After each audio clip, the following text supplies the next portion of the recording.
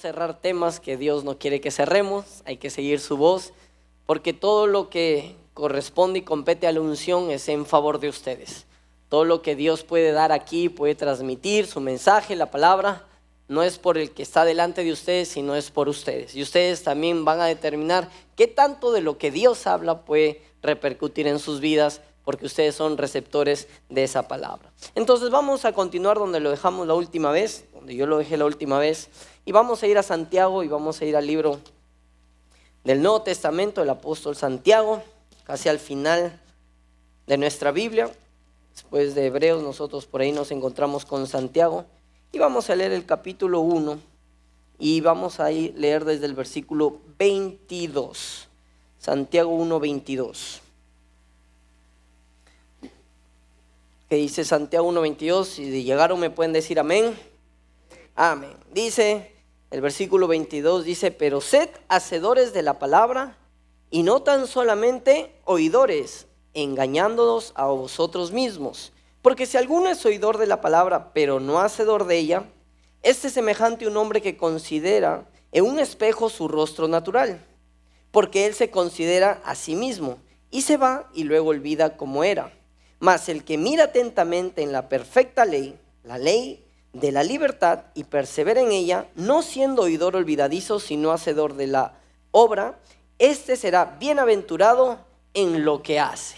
¿Cuánta gente bienaventurada en lo que hace está en esta noche acá?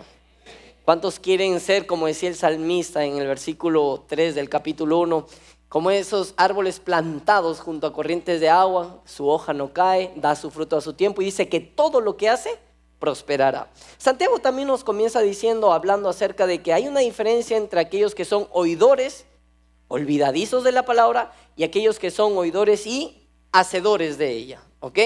Y comienza diciendo, hablando unas diferencias, que la primera la acabo de mencionar, es que la persona que es oidora y hacedor de la palabra, de la obra, es una persona que es bienaventurada, doblemente feliz, doblemente dichosa, una persona que está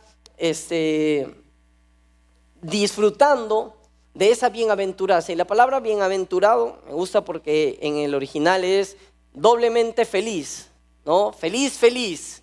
¿Y por qué necesita la palabra refrescarnos la doble felicidad a nosotros? Cuando uno es oidor y hacedor de la palabra, es feliz, hay gozo, hay plenitud en la parte legal de uno, primeramente, pero también en la parte experimental. Primeramente somos felices, dichosos, bienaventurados, porque lo que Dios ha hecho en nuestra vida nos produce ese gozo, pero también aquel que oye la palabra y es hacedor de ella también es feliz en su manera práctica de vivir la palabra de Dios, en la manera experimental de ella. Esa es la primera diferencia que encontramos entre una persona que es oidora olvidadiza y una persona que oye la palabra primeramente, pero también es hacedor de esta. La segunda, vamos leyendo acá, dice que la persona que es una persona que es oidora simplemente, lo compara aquel apóstol Santiago y dice en el versículo 23, porque si alguno es oidor de la palabra pero no hacedor, dice que lo compara y es semejante a un hombre que se mira en un espejo y considera su rostro natural o se mira a sí mismo. Mientras que el hacedor de la palabra dice que es una persona que mira atentamente en la perfecta ley, la ley de la libertad. Una persona que se considera a sí mismo es una persona que mira, que dirige su mente solo en lo que puede hacer, solo en su propia obra, solo en lo que esa misma persona puede producir. Esa es una persona que oye, pero que no hace la palabra de Dios. Una persona que se considera a sí mismo y se mira a sí mismo solamente como la fuente que va a obrar de la manera correcta, es una persona que para los ojos de Dios es una persona que solo es un oidor olvidadizo.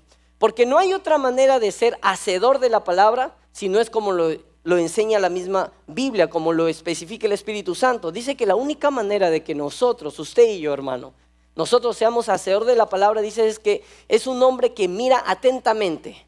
Ya no utiliza la palabra considerarse a sí mismo, sino que dice que la persona que es oidor y hacedor de la obra es una persona que mira atentamente. ¿Y qué mira atentamente? Mira atentamente, dice, la ley perfecta.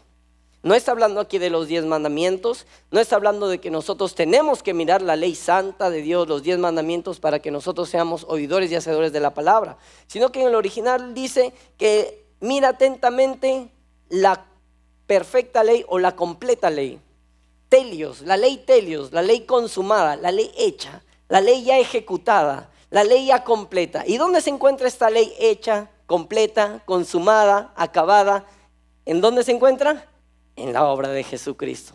Por eso que una persona que puede ser oidora y hacedora de la palabra no es una persona que se considera a sí mismo como fuente del buen obrar, sino que se considera no a eso, sino que más bien que mira atentamente, lee bien, mira bien, oye bien, guarda bien lo que es el amor de Dios en su corazón.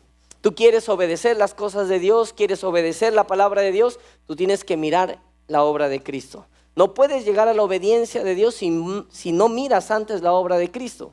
¿Se acuerdan que estuvimos viendo pues la semana pasada cuál era, digamos, lo necesario para nuestra vida para obedecer a Dios? ¿Qué era lo que nosotros teníamos que considerar de Dios para nosotros obedecerle a Él? ¿Quiénes estuvieron el miércoles pasado? Amén, algunos. ¿Cuál era, hermano? A ver. Tal vez no me deje explicar bien. La palabra de Dios nos enseña que el amor es la capacidad o el poder que nos permite a nosotros obedecer a Dios. ¿Tú quieres obedecer a Dios? Tienes que confiar en su amor. Tienes que creer en el amor de Dios por ti. Miren lo que sigue diciendo. Dice que la ley completa de Dios. Ahora dice, mas el que mira atentamente en la ley perfecta, ahí lo pongo, dice que persevera en ella, no siendo oidor olvidadizo, sino hacedor de la obra. Noten que acá la palabra de Dios no dice siendo hacedor de la palabra, sino dice siendo hacedor ¿de qué? De la obra.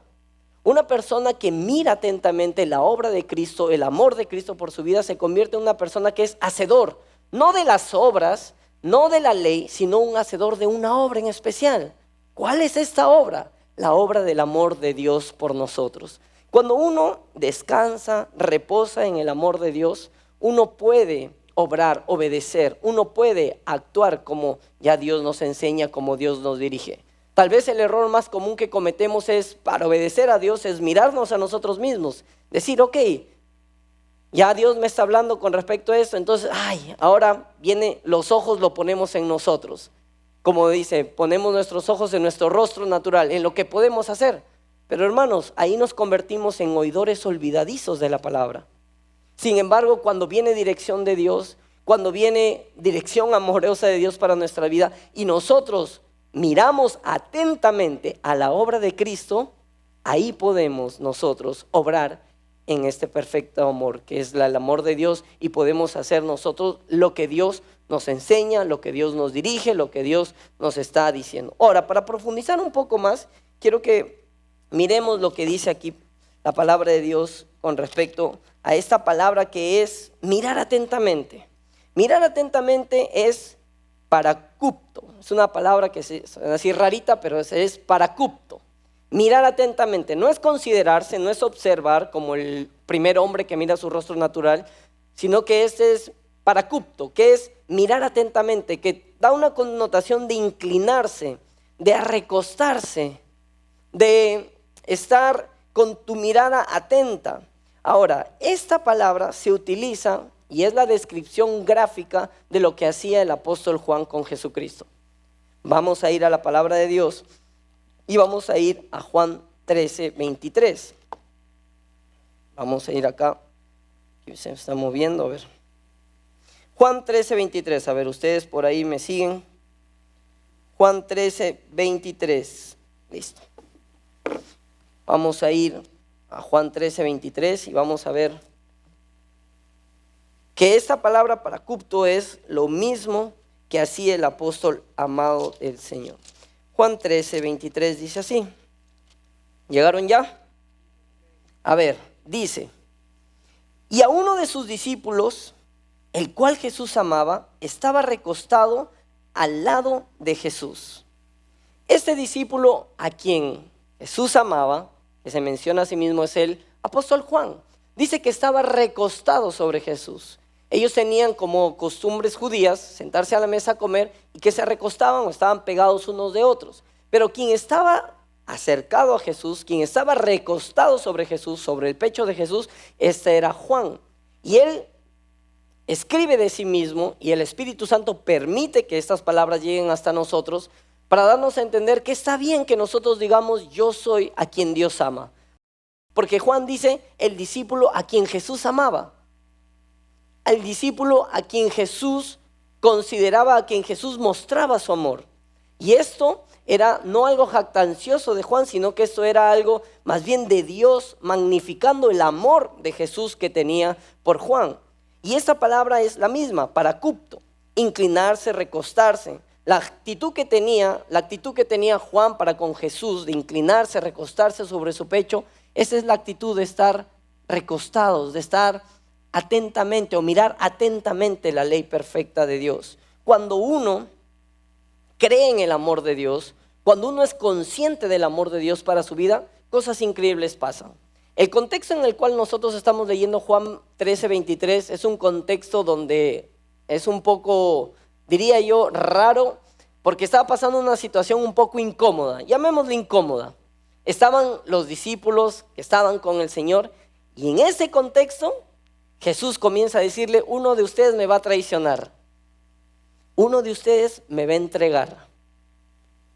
Y en ese contexto estaba Juancito recostado en el pecho de Jesús. Estaba confiado y estaba descansando en el amor que Dios tenía para él.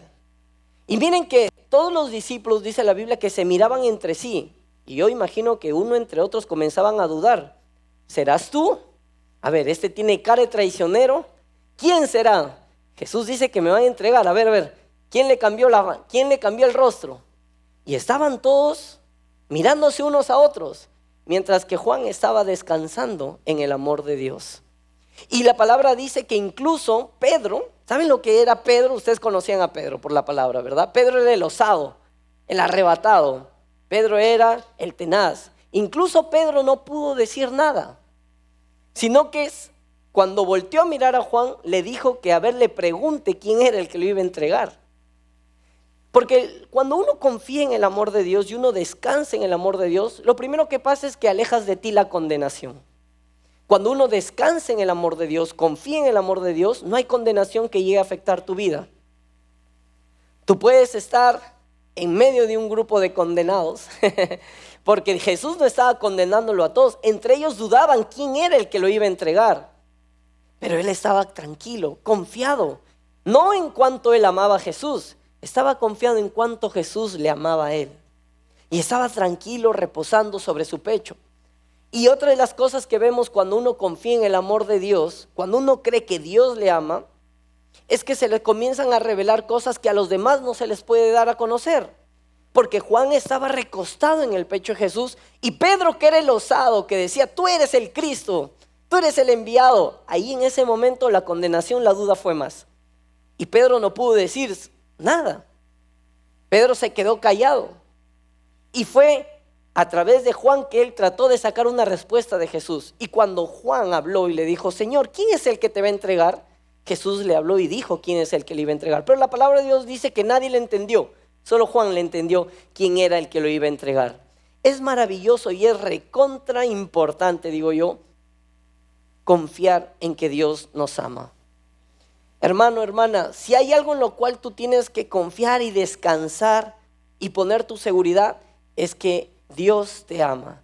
Es que Dios te ama. No como te ama el mundo, no como tú tienes un concepto de amor, no como tú piensas que es el amor de Dios. No, Dios tiene una manera de amar y es perfecta, es sublime, es única.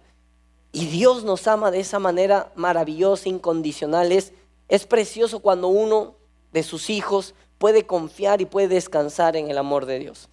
Amén, ¿estamos hasta aquí? Entonces, confiar, creer en el amor de Dios, aparta toda la condenación, incluso frente a la duda, ¿verdad?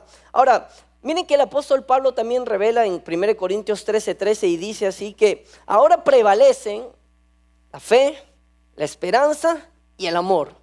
Pero dice que el mayor de ellos es el amor. ¿Por qué el mayor de ellos es el amor? Señor, le estaba preguntando a Dios, ¿por qué tu amor prevalece y es mayor que todos estos? Bueno, porque la fe es la fe que tenemos nosotros en el Señor. La esperanza es la esperanza que tenemos nosotros en Dios.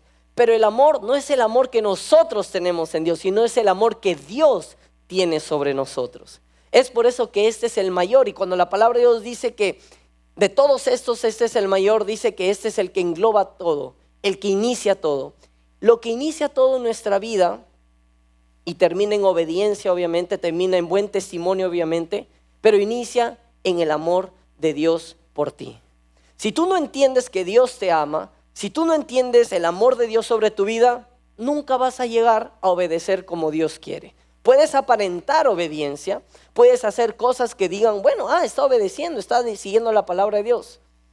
Pero detrás de todo eso, la motivación de la obediencia o el corazón de la obediencia no será la que Dios busca. Porque la única manera de obedecer a Dios es primero entendiendo el amor que Dios tiene por nosotros. Amén. Si uno quiere obedecer a Dios a la manera de Dios, uno tiene que llenarse y uno tiene que ser consciente. Uno tiene que llegar a ser y decir de sí mismo, yo soy. Si me llamo Pablito, yo soy Pablito, a quien Dios ama. Dios me ama. Digan conmigo, Dios nos ama. Ahora digan, Dios me ama. Son dos verdades, pero una es mayor que la otra.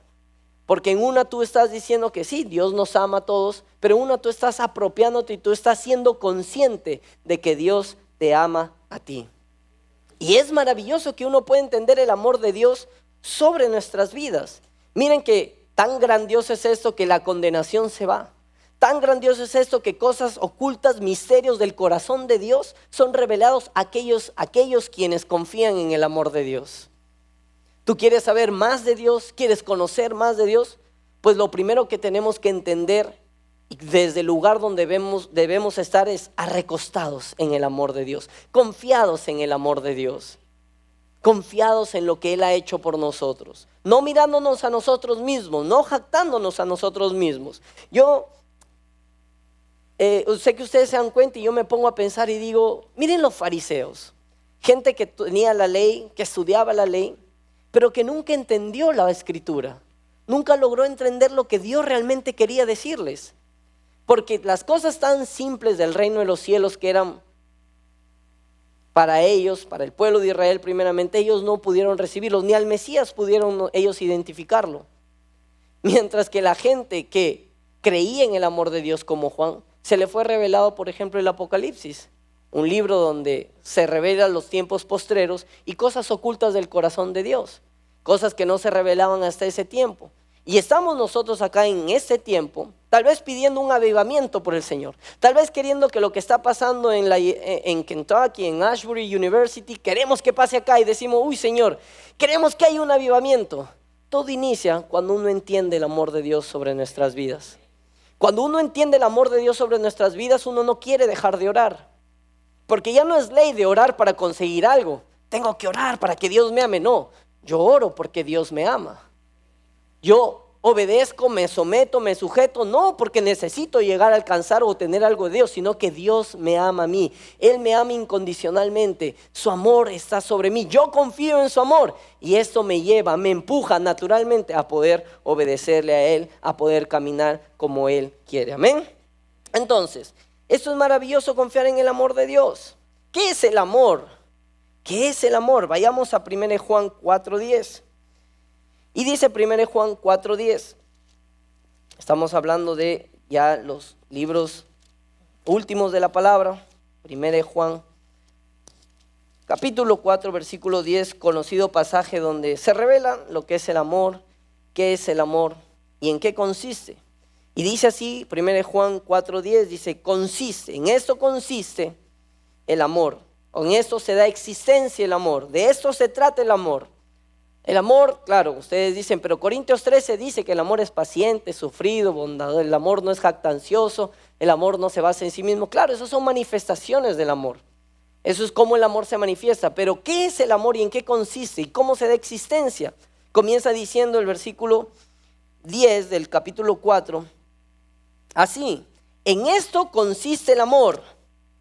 No en que nosotros, diga, no en que yo, amo a Dios, sino en que Él me amó a mí. Y dice, y envió a su Hijo en propiciación por nuestros pecados. De esto se trata el amor que nos lleva a la obediencia. No en cuanto tú amas a Dios. Tú no puedes jactarte de cuánto tú amas a Dios. Te convertirías en un fariseo. Ay, sí, yo amo mucho a Dios. Yo soy el más obediente. Yo soy el que más le ama a Dios de toda esta iglesia.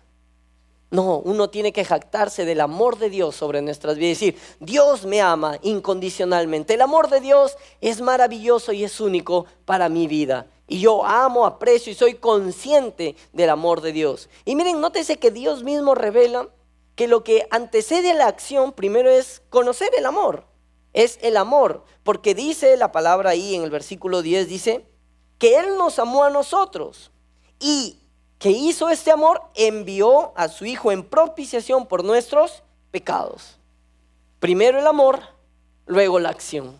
Primero conscientes de su amor, luego caminamos en obediencia a la palabra de Dios. Primero sabiendo que Dios nos ama y sabiendo que Dios tiene lo mejor para nosotros.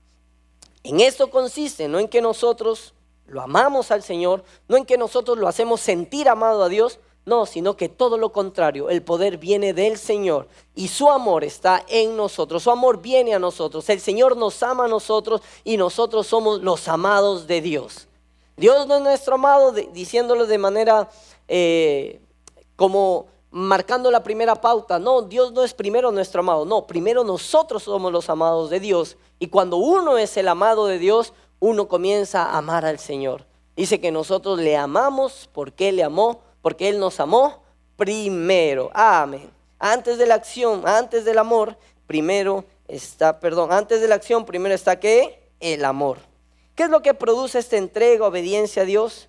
Es el amor de Dios que nos mostró en la cruz del Calvario. Cuando uno es consciente del amor de Dios sobre nuestras vidas, uno medita en lo que Jesucristo hizo por nosotros. Por eso es que no nos podría aburrir ni nos podría cansar lo que Dios hizo en la cruz del Calvario, lo que Jesús ha ganado por nosotros.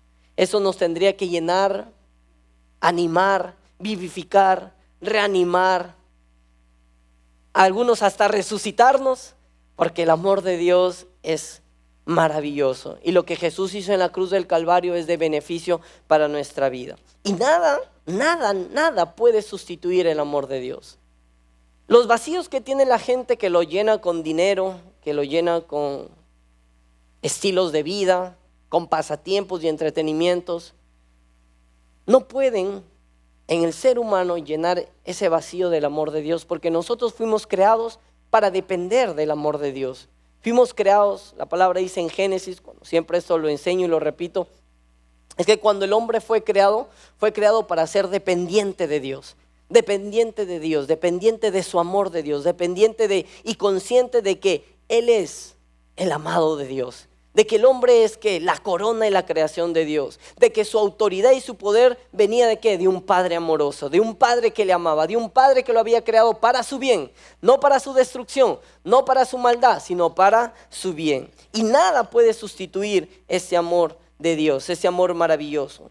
Dios ya nos ha dado su bondad. Y ahora por esa bondad ya nosotros podemos producir. Y eso es lo que Jesús trataba de enseñar en la parábola de los 10 talentos y algo que nosotros ya habíamos mencionado, pero que vamos a ir para poder seguir descubriendo de cosas que Dios nos habló la vez pasada. Vamos a ir a Mateo 25. Y Mateo 25, 14 comienza diciendo, el reino de los cielos es semejante.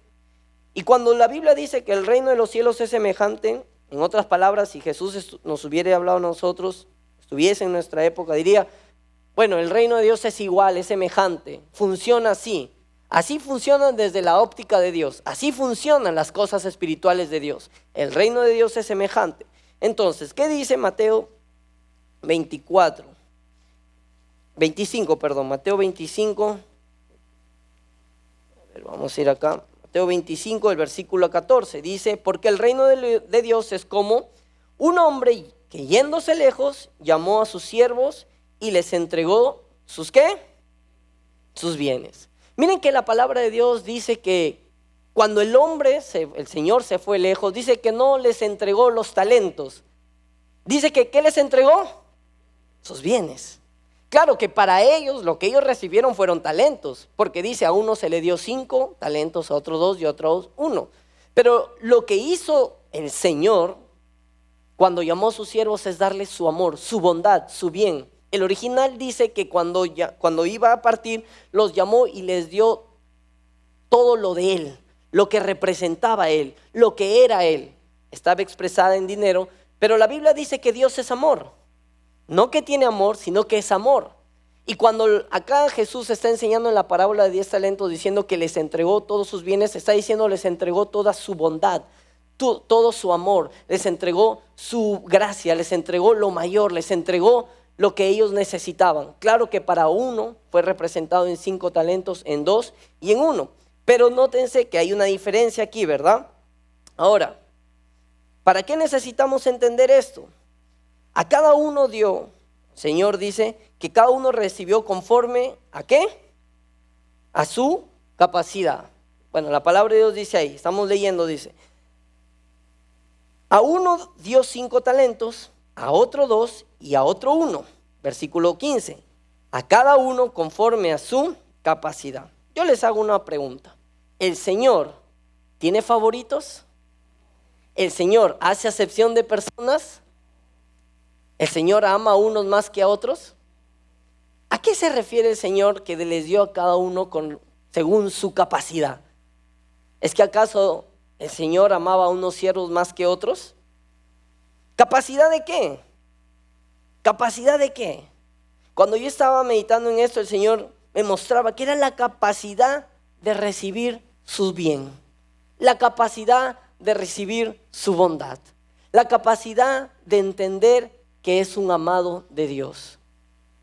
Cuando ustedes saben qué es capacidad, ¿no? Cuando uno compra un termo, qué sé yo, un vaso, un recipiente, ¿sabe cuánta capacidad almacena? ¿Verdad? Porque es cuánto puede abarcar. Y lo que trata de decir el Señor Jesucristo acá, lo que dice es que a cada uno se le dio según la capacidad de recibir el amor de Dios sobre ellos. Miren, cada uno de estos 3 siervos eran amados por el Señor. Pero a uno se le dio 5 según la capacidad, según cómo él percibía a su Señor, un Dios de amor. Al otro 2 porque percibía a su Señor de esa manera, y al otro 1 hasta en misericordia se le dio. Yo me imaginaba y decía, bueno, Señor, ¿cómo habrá sido esto? La Biblia no lo revela, esto es algo que yo estaba pensando. Y me imagino a los 3 siervos viniendo delante del Señor, pues para recibir sus bienes. Pero antes de irse, porque sabían que el Señor iba a partir y se iba a ir lejos, se acercó uno con una bolsa de capacidad de 5. Porque el talento no era 5, no era una moneda. El talento es una medida que representa pues mucha plata, mucha moneda, mucha riqueza. Entonces, este primer siervo sabía que su Señor lo amaba. Confiaba en el amor del Señor. Dice, mi Señor se va a ir. Él me va a dejar algo. Y agarró su saco de 5 talentos y se fue. Y Dios le dio según la capacidad que tenía para recibir. Luego estaba el segundo. El Señor se va a ir. Según la capacidad como fue a recibir la bondad y el bien de su Señor, recibió. Al último yo me lo imagino que el Señor, bueno, cuando se acercó y le dijo que voy a ir, lo llenó sus bolsillos. Y le dijo, ya bueno, a ver, lo que alcance en tus bolsillos. Porque él no tenía expectativa de nada de su Señor. La Biblia comienza a revelar más adelante. Jesús cuenta en esta parábola y dice que este hombre tenía un pensamiento que su Señor era malo, era duro, era estricto, que era un Señor que no se preocupaba por él. Mientras que los 2 primeros eran gente que confiaba en el amor del Señor. Y utilizan, miren, 5 talentos. El número que representa la gracia de Dios. El número que representa la bondad de Dios. Cuando tú crees, confías, descansas y eres consciente de que eres un amado de Dios, tú te pones en la mejor posición de recibir su gracia, de recibir lo mejor del Señor. Y ahora yo, meditando en la palabra, decía, bueno, pues al final llega este hombre el Señor y dice la palabra que Él los llamó para ajustar cuentas. Tal vez a primera leída decimos, el Señor vino ¿para qué? Para quitarle lo que les había dado. Pero miren lo que dice la palabra, dice en el versículo 20, dice, y llegando el que había recibido 5 talentos, trajo otros 5 talentos diciendo, Señor, 5 talentos me entregaste, aquí tienes. ¿Quién se los había entregado? Dios. Él reconocía que todo lo que tenía era del Señor, que todo lo que había producido al 100 por 1 no era causa de él, era causa de que el Señor le había dado primero. Confiaba en el Señor. El segundo igual. También llegando el segundo, que había recibido 2 talentos, en el versículo 22 dice, Señor, 2 talentos me entregaste, aquí tienes, he ganado otros 2 talentos. Ahora, el versículo 28, luego de que este siervo inútil e infiel no produjo nada, no hizo nada, dice la palabra que el Señor dijo, quítenle pues el talento y dalo al que tiene 10 talentos. Pero ¿no se les había quitado? Pues a primera vista a veces pensamos que Dios lo que nos da vuelta nos lo quita. Pero cuando uno confía y descansa en el amor de Dios, Dios no nos ha quitado nada. Lo que hace este primer siervo es que se acerca al Señor y le dice, Señor, lo que tú me entregaste, aquí tienes. Esto es una señal de adoración, de reverencia, de entrega a su Señor. Pero el versículo más adelante, la palabra dice que quítenle al que fue un siervo inútil, infiel, y denle al que tiene 10 talentos. En ningún momento el Señor le quitó los talentos que él había recibido primero y ganado, sino que más bien le sumó y le dio a su vida. Dios no nos va a quitar cosas cuando uno confía en su amor. Cuando uno descansa en la gracia de Dios, Dios no está para quitarnos cosas según nuestra obediencia o según lo que hagamos. Dios quiere que nosotros confiemos en su amor, descansemos en su amor. Y cuando uno confía y descansa en su amor, uno va a administrar bien los recursos de Dios. Talento no es solo dinero que Dios te dé, sino las cosas que tú, según la multiforme gracia de Dios, vas a recibir. Y Dios nos está enseñando y nos está diciendo, lo que tenemos que hacer es que tenemos que mirar a nuestro Dios como un Padre amoroso, con ojos de amor. No seamos como ese siervo inútil, ese mal siervo que miró desde una óptica que su Señor nunca le había mostrado, pero él, por no tener la capacidad de reconocer al Dios, al Señor de amor que tenía, solo pudo recibir en misericordia a uno. Y a pesar de solo recibir en misericordia a uno, también se le fue quitado. Porque cuando uno no reconoce el amor de Dios, le permite entrada al miedo. El miedo es lo opuesto al amor, el temor es lo opuesto al amor. Y cuando uno no cree en el amor de Dios sobre su vida, el temor viene a dirigir nuestras decisiones. Las decisiones que nosotros tomamos las podemos resumir o basadas en 2. En que Dios nos ama y por eso hacemos lo que hacemos, o que no conocemos al Señor y que nosotros tenemos nuestra mejor manera de pensar y voy a tomar esta decisión basado en mi propia prudencia, en mi propia manera de pensar. ¿En qué estamos basando nuestras decisiones? ¿En que Dios nos ama? ¿En que Él es un Padre de amor? ¿En que Él tiene lo mejor para nosotros? ¿O nuestras decisiones son basadas en, Señor, yo sé que es difícil obedecerte? Bueno, voy a tratar de vivir mi vida cristiana lo que yo entienda y pueda. La vida cristiana no está para vivirla a lo que uno entiende, lo que uno puede, sino está para vivirla desde la perspectiva, tú eres un amado de Dios, tú eres una amada de Dios. La Biblia también dice que no hay nada que nos separe del amor de Dios. ¿Por qué el Señor cuidaría tanto que estemos conscientes y pegados a algo tanto? Porque Él sabe que esto es el inicio de todo, lo que produce todo. Cuando uno entiende el amor de Dios sobre sus vidas, todo esto comienza a producir y a brotar en buenas decisiones, en buen caminar, en buen andar, donde el beneficiado, claro, nosotros damos la gloria a Dios y la honra a Dios, le entregamos, mira Señor, acá está mi buen testimonio, yo soy consciente de tu amor sobre mi vida, aquí estoy. Pero al final, como dice la parábola, quienes disfrutan y quienes tienen los talentos son los siervos. Tu obediencia da honra a Dios, da gloria a Dios, pero quien disfruta de la obediencia eres tú. Lo que tú haces con respecto a una dirección de la palabra, que Dios nos habla, da gloria a Dios, testifica de Dios, lo retribuimos a Dios. Pero uno que obedece, que cree en el amor de Dios, es el primer beneficiado de esto. Nosotros tenemos que entender y creer. Primera de Juan 4, más adelante también dice: nosotros hemos conocido y hemos creído el amor de Dios que tiene para con nosotros. No solo sepas que Dios te ama, no solo seas como una persona que tiene un cliché y dice: sí, Dios es amor, Dios te ama. Sí, hermanito, Dios te ama. Cree que Dios te ama. Descansa en lo que Dios ha hecho por tu vida. La más grande expresión de amor, el más grande amor sobre tu vida. Y para terminar, quiero decirles que la palabra de Dios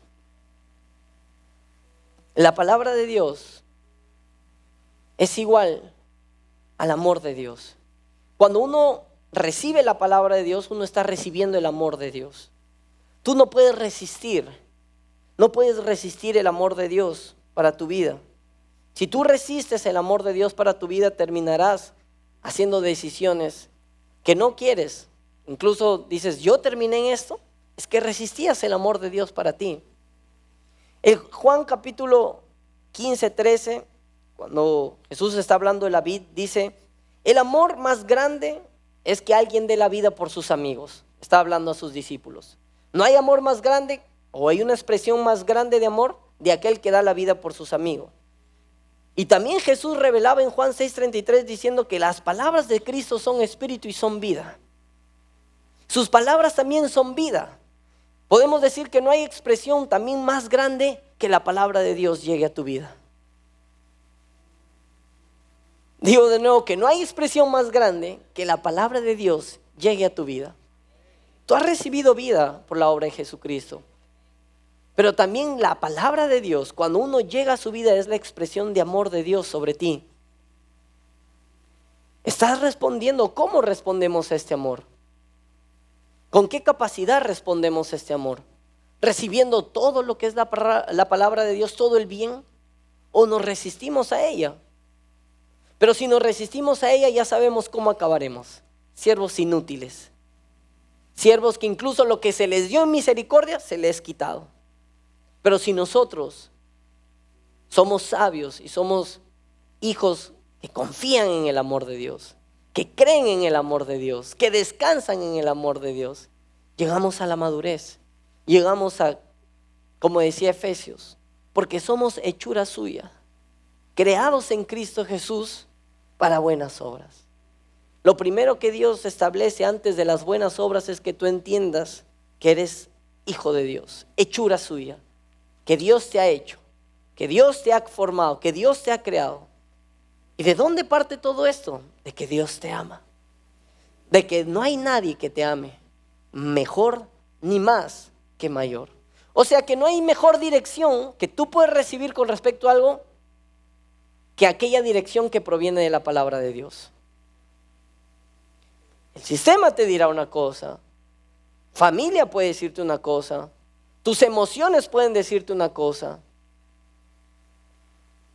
pero no hay más grande guía ni mejor guía que es la palabra de Dios. Porque la palabra de Dios es el amor de Dios sobre nuestras vidas. No resistamos la palabra de Dios. Dice la palabra en Salmos 1, capítulo 1, dice que en su ley, en la palabra de Dios, en el amor de Dios, medita de día y de noche. En esta ley está meditando de día y de noche. Y esto es ser como un árbol plantado junto a corrientes de agua.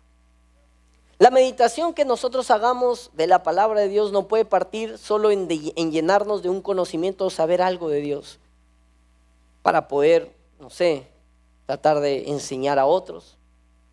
Lo primero que tenemos que hacer es primero entender que Dios nos ama a nosotros. Él nos ama. Dios te ama. Y cuando tú meditas las escrituras, las meditas desde un punto de vista de Dios me ama a mí. Lo que estoy leyendo, lo que estoy meditando, por sus llagas he sido sanado, la pobreza se va de mi vida, el Señor restaura mi familia. No es porque tú te lo merezcas ni eres muy obediente, esto es porque el Señor te ama y tú crees en el amor de Dios. Cuando creas en el amor de Dios, tú vas a poder caminar, decimos nosotros, en los principios bíblicos de prosperidad, de sabiduría. Vas a saber cómo comportarte con la familia, vas a saber cómo actuar en la iglesia, vas a saber hacer cosas. Ese es nuestro proceso en el crecer, en el madurar. Nadie llega a la iglesia sabiendo todo ni siendo maduro en todo. Es un proceso, estamos siendo perfeccionados, formados. Pero la manera más rápida de crecer y ser maduros y de ser perfeccionados es cuando uno cree en el amor de Dios sobre su vida. Digamos que esa es la manera como uno da una explosión más rápida en crecimiento. El apóstol Pedro, para acabar, cuando conoció al Señor Jesús, estaba Pedrito por ahí, cansado porque había pescado toda la noche. Había hecho en sus fuerzas todo lo que él podía hacer para poder hacer su chamba, que era pescar. Y conoce al Señor y le dice: Pedro, préstame tu barca. Bueno, Pedro le presta la barca y después le dice: vamos a pescar. Señor, toda la noche lo he hecho, ya lo he hecho a mi manera y no he podido hallar nada. Tira la red. Pedro tira la red. Dice la palabra de Dios que los peces eran tantos que tuvieron que venir otros barcos para auxiliarle. Está ahí que se hundía Pedro con su barquita. ¿Saben lo que le dice Pedro a Jesús? Porque no era consciente del amor de Dios sobre él. Todavía recién lo estaba conociendo. Era más consciente de que él era un profeta que traía juicio, que traía justicia. Él dice: Señor, apártate de mí, que soy pecador. Señor, vete de mí, que tantos peces no me merezco. No debería yo tener esto. ¿Por qué eres tan bueno conmigo? Apártate de mí, por si acaso ni siquiera me tienes que dar, porque soy pecador. Si me conocieras, ni siquiera te hubiese subido a mi barca. Pero es que Pedro estaba consciente ahí de la justicia de Dios, de la rectitud de Dios. Pero hay algo que él no entendía, que era el amor de Dios sobre él. Si hay algo que en lo que podemos meditar, es meditar en cuánto nos ama el Señor. Pasaban los días de tiempo en intimidad donde Pedro más conocía al Señor. Y llegan hasta este capítulo de Juan, donde hemos leído, donde estaban reunidos, pues, ¿no?, la última cena, y alguien lo iba a entregar. Y ya Juan estaba ahí un poco palteado, ¿no?, porque ya uno de ellos lo iba a entregar. Dice que más adelante, llegando al Getsemaní, él le dice: Señor, yo no te voy a dejar. Te va a dejar Juan, seguro, te va a dejar Santiago, te va a dejar Bernabé, te va a dejar todos, pero yo no te voy a dejar. Contigo me voy hasta el final. Pastor, hasta el final no vamos. Contigo me voy hasta el final. Y Jesús le dice: Pedrito, tú que te jactas del amor por mí, antes que cante el gallo, me habrás negado. ¿Qué? No, Señor, ¿yo? No, es más, te voy a demostrar que te amo tanto. Vino el soldado, flum, una oreja se lo voló. Jesús recoge la oreja, se la pega. Y bueno, más adelante dice que en uno de los evangelios revela que estaba Pedro con un discípulo que no menciona su nombre, que entraron al patio, porque este era amigo del sumo sacerdote, y que ahí, mientras estaban alrededor de una hoguera, calentándose por el frío, eran noches frías, iba a morir un justo por todos los injustos de la humanidad. Era terrible esos momentos. Estaba Pedro ahí y dice que alguien lo reconoce y le dice: oye, tú eres el que andabas con él, incluso eres Galileo, hablas como él. Y él comienza a decir: no soy. Viene en otra oportunidad: no soy. Viene en otra oportunidad: no soy. Y dice que canta el gallo. Y que al instante Jesús voltea y lo mira a Pedro. Pedro estaba afuera. La Biblia dice que él primero había entrado al patio, pero mientras lo iban reconociendo, él se iba saliendo. Y cuando él niega y escucha el gallo, dice que Jesús voltea y lo mira. Con ojos de amor, con ojos de compasión. No lo juzga, no lo condena, le muestra su amor.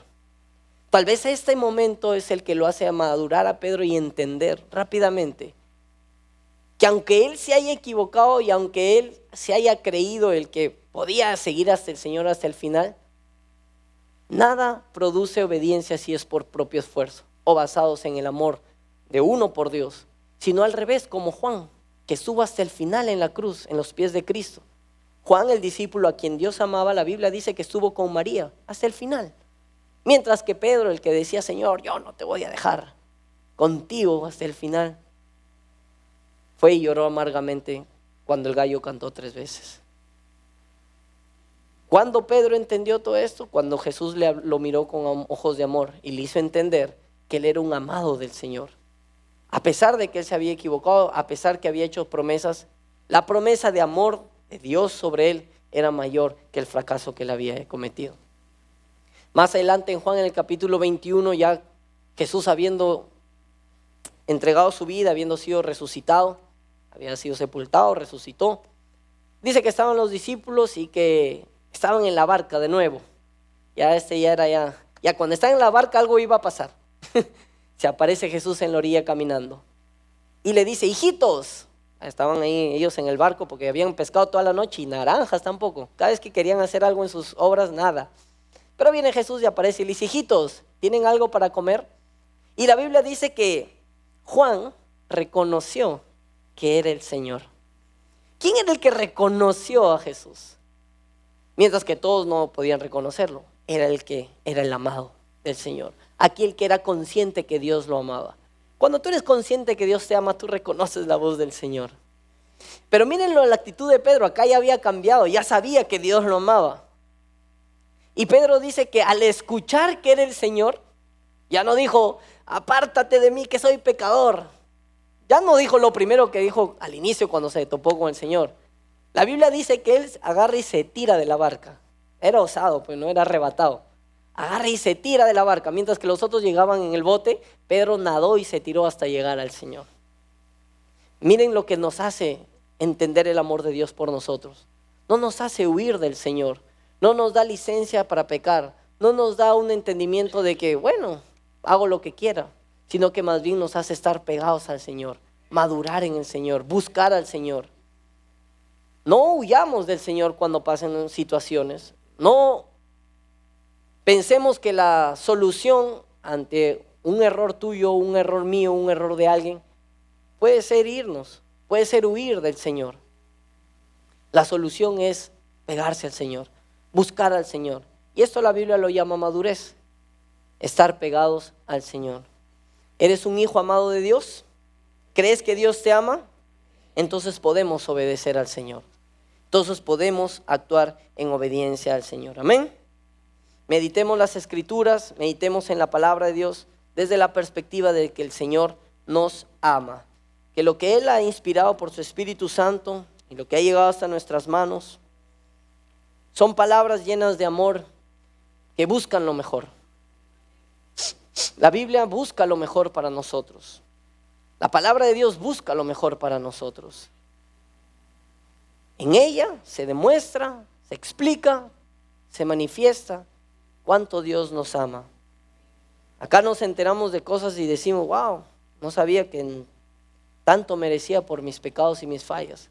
Pero la Biblia nos demuestra no para hacernos culpables, sino para que entendamos, digamos, cuán grande es el amor de Dios. Cuán maravillosa es la gracia de Dios sobre nuestras vidas.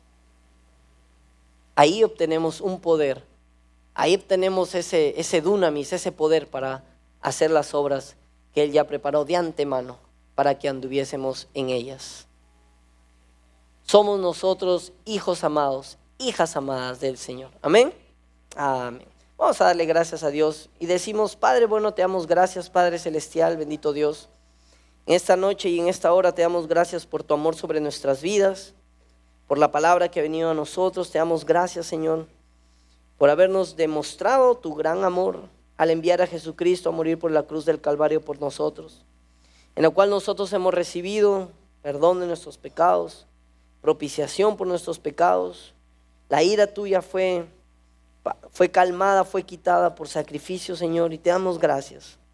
Gracias te damos, Padre fiel, te damos porque a pesar que eres un Dios justo, un Dios de amor, el sacrificio de Jesucristo ha hecho que tu justicia sea cumplida y que tu amor sea mostrado y demostrado para nosotros libremente, Señor. Te damos gracias porque sabemos que tú quieres hacer de nosotros hombres y mujeres que exalten, que retribuyan a ti con esos talentos que tú nos has dado, Señor. Tú quieres que nosotros mostremos y reflejemos el reino de los cielos aquí en la tierra. Y es por eso que nosotros podemos entender que tú nos amas. Es por eso que podemos tener una conciencia de hijos, hijas amadas. Que no hay mayor voz de amor que es la tuya. que no hay mejor palabra de amor que es la tuya, Señor, que no hay mejor dirección de amor que no es la tuya. Todo lo que tú haces en favor de nosotros es de amor, es por amor, es con amor hacia nuestras vidas, y te damos gracias. Gracias porque en esta noche podemos decir que te amamos, pero porque tú nos has amado primero. Te amamos, Jesucristo, te amamos, Señor. No nos jactamos de cuánto te amamos nosotros. Más bien nosotros reconocemos y alabamos y exaltamos el gran amor que tú tienes por nuestras vidas. Porque aún estando muertos en nuestros delitos y pecados, tú moriste, tú diste tu vida. Tú moriste por nosotros, Señor. Muchas gracias. Gracias, Padre bueno. Estamos agradecidos desde lo profundo de nuestro corazón. Nuestra alma, nuestro ser te anhela, Señor. Nuestro ser tiene sed de conocerte más, de saber más, como tu palabra ha revelado. Crezcamos en ese conocimiento de la gracia tuya, Señor. Te damos gracias en esta noche por plantar en nosotros los principios de obediencia. Primeramente, que es que entendamos que somos amados tuyos, Señor. Gracias, bendito Dios, te damos por esta noche preciosa, en tu presencia, en tu palabra. Gracias te damos, Padre Celestial, también por las dádivas, Señor, que hacia nuestras vidas llegaron, porque todo te pertenece a ti, Padre Celestial.